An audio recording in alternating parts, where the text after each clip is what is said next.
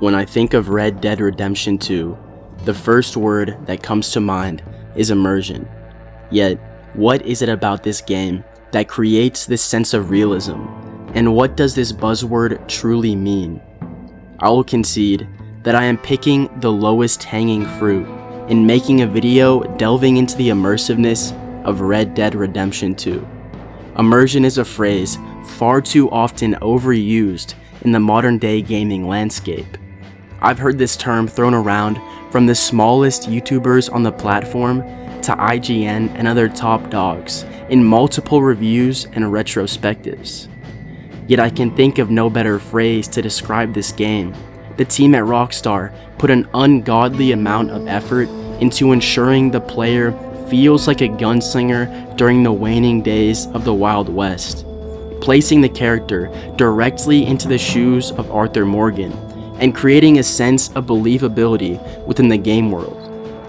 I can think of only a few other games that have captured these same feelings in me.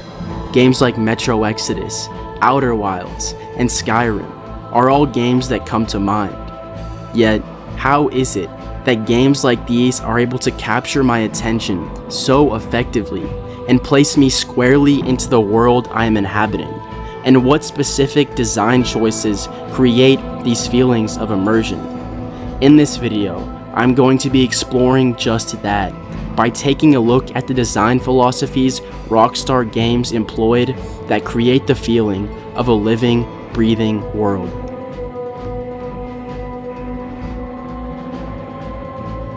A key component of establishing immersion within a game is creating a believable world.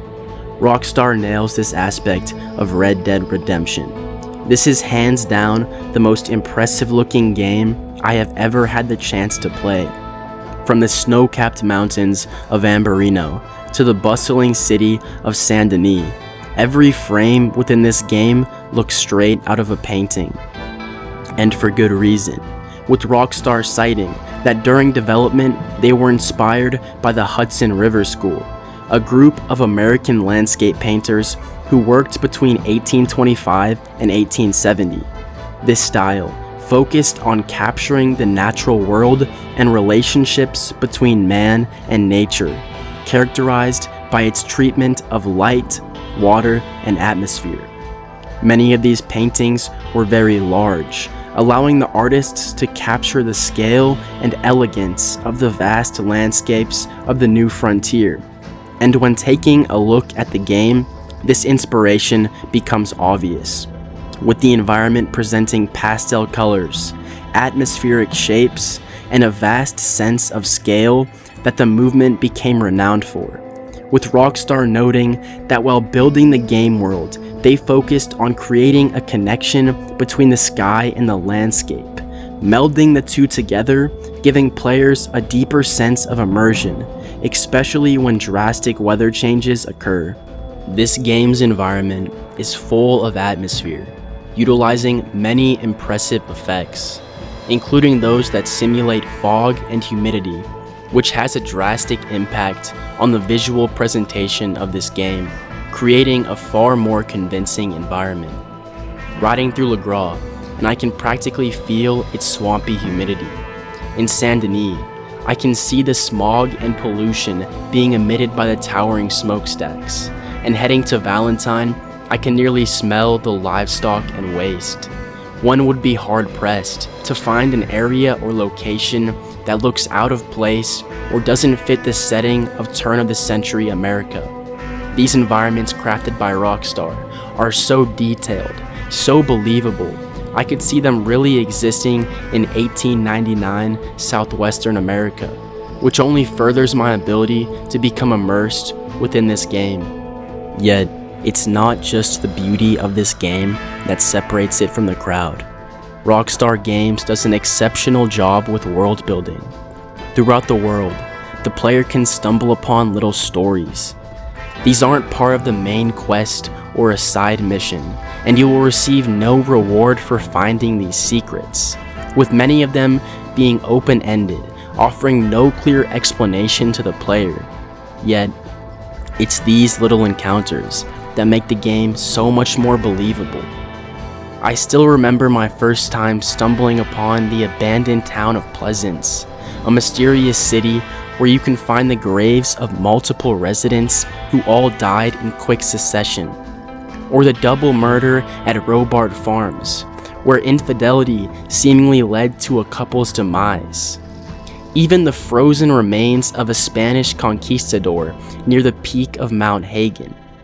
While the majority of players will never stumble upon these areas during their own playthrough, these locations create the feeling of a living world that doesn't exist solely in service of the player character. On top of these passive stories scattered throughout the world, there is also a full-blown random encounter system, giving the player a more active role in determining the outcome of these experiences. These events are rarely repeated throughout an individual playthrough and offer a large variety in gameplay experiences.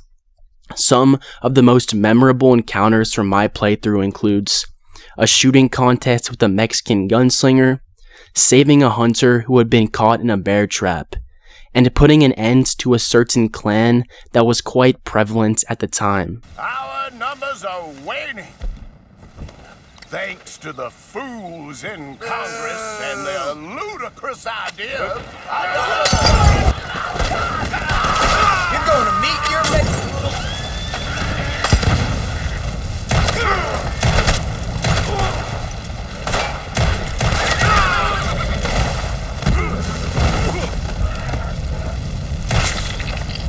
Goddamn hooded rodents.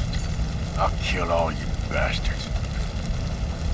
Rockstar here does a great job in spacing these encounters apart, allowing the player to enjoy the slower paced moments just existing in this world, showing off just how confident they are in the sandbox they have crafted. This attention, focused on creating a consistent world, applies to every area of the game.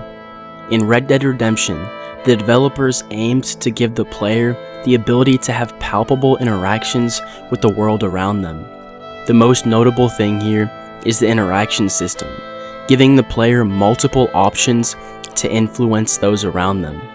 You have a couple choices here: greet, antagonize, rob, call out, and defuse, allowing one to interact with people in a variety of ways without ever pulling their weapon. Whether they're a trader, a lawman, or another passing rider. Your options will also be contextual here, depending on the type of person they are and the circumstances of the interaction. Call out to a fellow rider and rob him at gunpoint. Some NPCs will cower in fear and instantly throw you the cash, yet others will draw, forcing you to make a split-second decision. I've never before seen such a system implemented within a game, specifically one of this scale. This ability to influence the world around you through dialogue is a huge leap forward for modern games and only adds to the immersion factor of Red Dead Redemption. Compare this level of interaction and variability to other games, even those released after Red Dead Redemption 2. This is what makes Red Dead Redemption so special. Every interaction is slightly different. The player will never be able to predict with certainty exactly what consequences their actions will have. The same dialogue choice can have drastically different outcomes depending on the circumstances at play. I said hello, tough guy. Well, hello twice. You ain't tough, my friend. Hey, you looking to get your hide hung? Just calm down. But you know how to look it. You ready to die?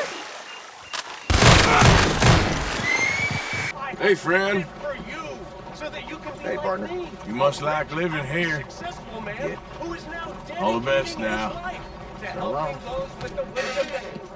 Thank you for keeping us all safe, sir.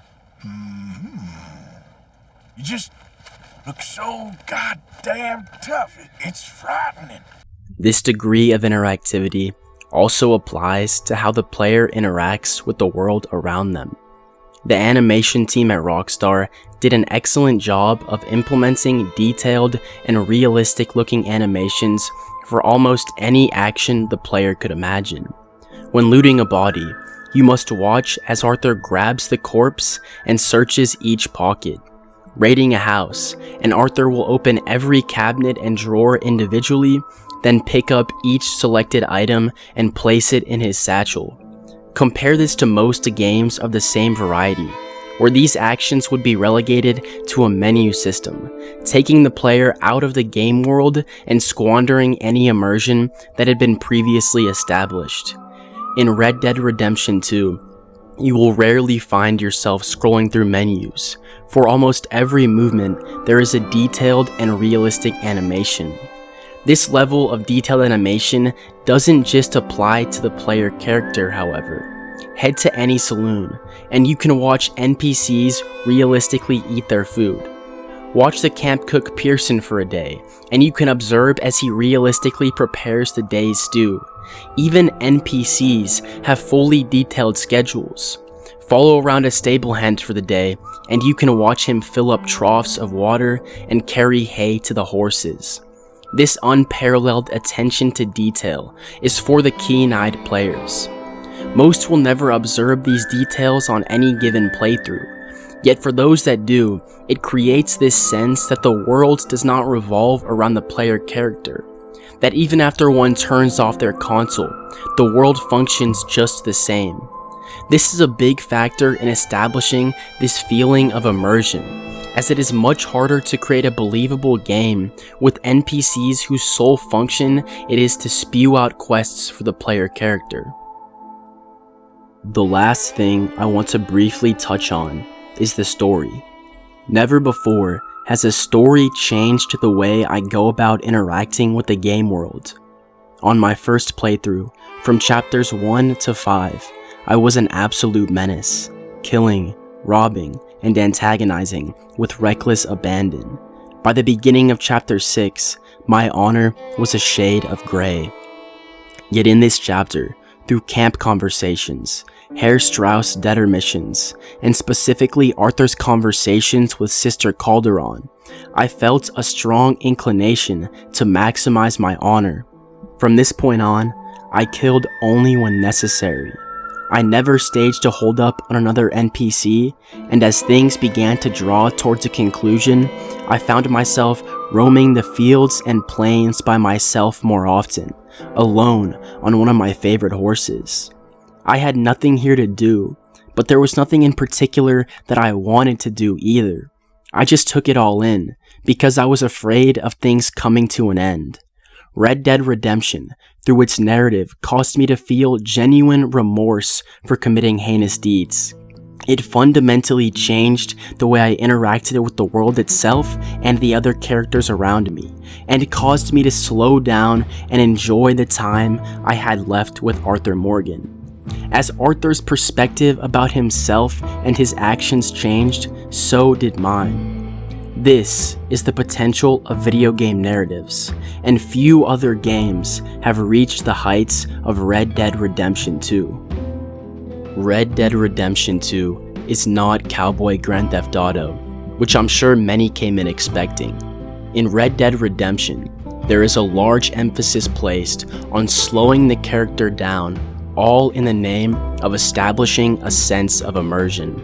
In this video, I demonstrated some design philosophies that Rockstar employed to make Red Dead Redemption as immersive as possible.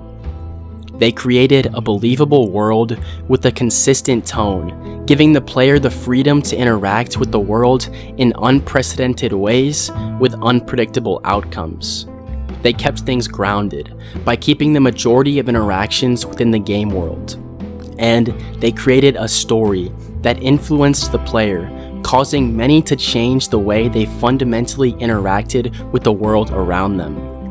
Then you add little touches, like the ambient music masterfully composed by Woody Jackson, industry-leading sound design and voice work with over 500,000 lines of dialogue, and animation that is rarely seen in modern gaming. It's these design decisions, combined with the painstaking attention to detail present in all Rockstar games, that create the feeling of Red Dead Redemption 2 being more than a video game. It's a beautiful, slow-paced, emotional journey that you get to embark upon.